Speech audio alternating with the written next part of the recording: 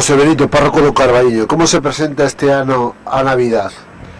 Bueno, a Navidad sempre é algo especial todos os anos, aínda que as costumbres pois sexan máis ou menos as mesmas dun ano para outro.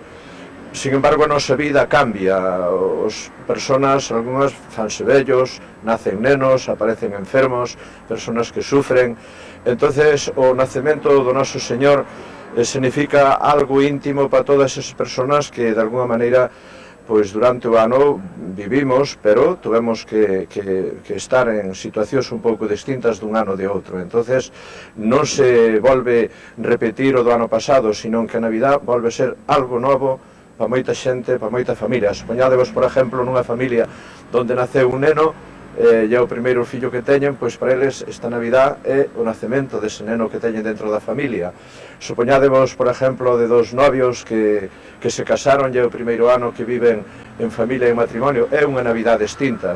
Supoñamos aquel enfermo que se curou, ou persoas que notan que se encontran nunha situación económicamente mellor, pois tamén é unha Navidad distinta. Entonces, o que non cambia nunca é este concepto de que Xesucristo quere nacer, e quere nacer dentro de nós, quere nacer nas nosas familias, quere nacer na sociedade de hoxe para facernos a todos un pouco máis felices. Este ano hai algún acto especial? Todos os anos temos actos especiales porque como preparación primeiro para a Navidade, non?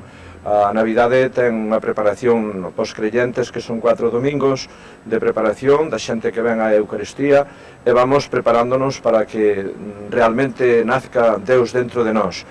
Antigamente celebrábase tamén hoxe, síguese celebrando o que se chama a Misa do Galo. Bueno, que consistía en celebrar ás 12 da noite pois o nacemento de Xesucristo. Agora máis ben a liturxia inclínase a que se celebre o día propio da Navidade, que é o día 25. Entonces o 25 é día festivo e ese día celébrase dunha maneira especial. As misas son un pouco distintas, a alegría, os cantos, a felicidade que sentimos dentro de nós, o Belén vivente. Pero hoxe a noite pois simplemente tense o que se chama a vixilia de Navidad, é dicir, na iglesia temos a esa cuna vacía que está esperando o nacemento de Xesucristo. Entonces os que acudimos á iglesia, bueno, pois celebramos a vixilia, que é a víspera da Navidade.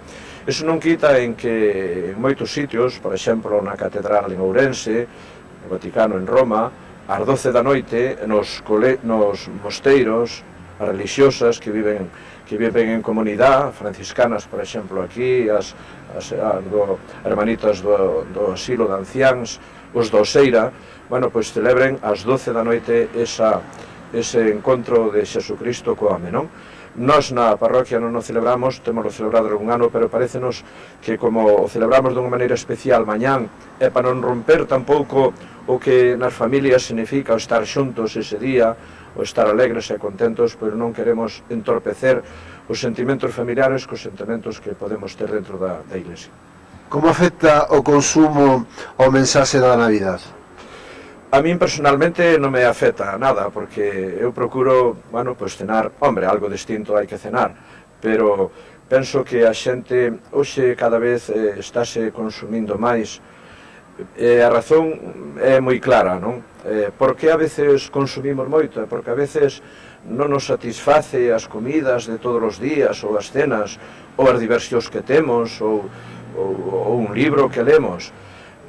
Porque a veces consumimos moito máis, e a xente cada vez parece que quere consumir moito máis. En realidade, iso é porque hai un vacío de Dios. O home, cando ten un vacío de Dios dentro do seu corazón, como ese vacío está aí, hai que enchelo. Hai que enchelo. E entonces, de que vamos a enchelo? Non descubren que había que enchelo duns sentimentos creyentes, de dicir que Deus quere tamén entrar no meu corazón.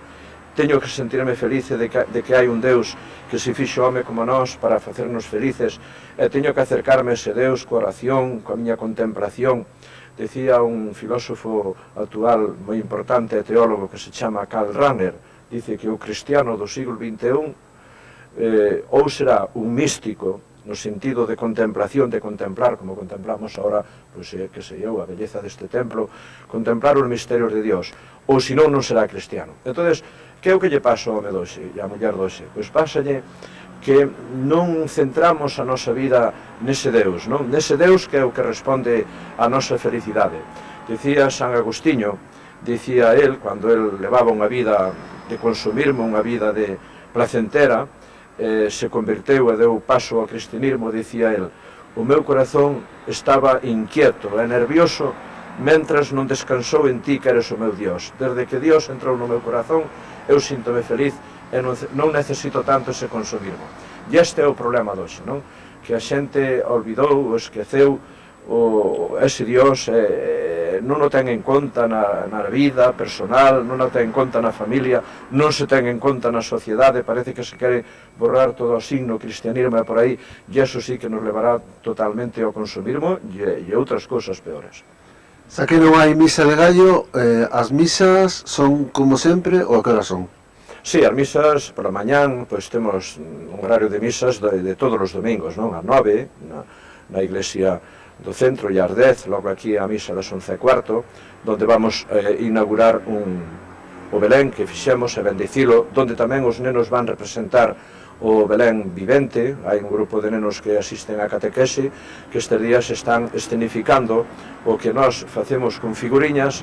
Eles van a facer, pois, facer que sea viviente neles, non? E iso será mañán, na misa das 11:15, logo o día 1, o día de primeiro de ano, será na misa de 12:30, e logo o día de Reis tamén. Por outra parte, tamén veñen algún coro, en concreto o día 26, que é o día de Bos Días, igualmente.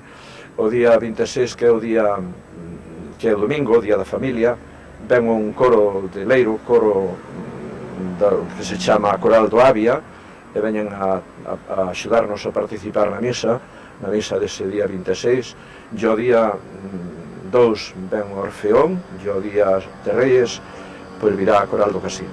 Bueno, e todo eso, pois, nese ambiente sempre festivo que temos dentro da iglesia, onde cantamos, onde a xente se sinta a gusto, onde participamos todos do misterio da salvación. E para rematar, ao pórroco do Carballiño tamén lle botan algo os Reis Magos? Sí, todos os anos eu recibo, pois, algún obsequio particular. Pois a veces pode ser un jersei, pode ser uns zapatos, pode ser un abrigo que este xa vai un pouco vello, pero, ben, esos son delicadezas a veces de personas achegadas á familia. En concreto, pois tamén nos xuntamos toda a familia, todos xuntos, que somos 5 irmãos, coas súas esposas, todos, bueno, e os seus fillos, cercámonos e celebramos unha mesa de familia, non? Pero, aparte deso, a felicidade máis grande para min é, pois, sentirme alegre e gozoso de ter esta fe, de creer en Deus e de saber que Deus está presente na miña vida, e ese é o que me fai feliz. Ese é o mellor regalo que vou a recibir e que recibo todos os días e dunha maneira especial ahora en Navidade. Pois moitas gracias e feliz Navidad. Gracias tamén a vos e que disfrutedes destes días en familia e tamén coa Cablevisión.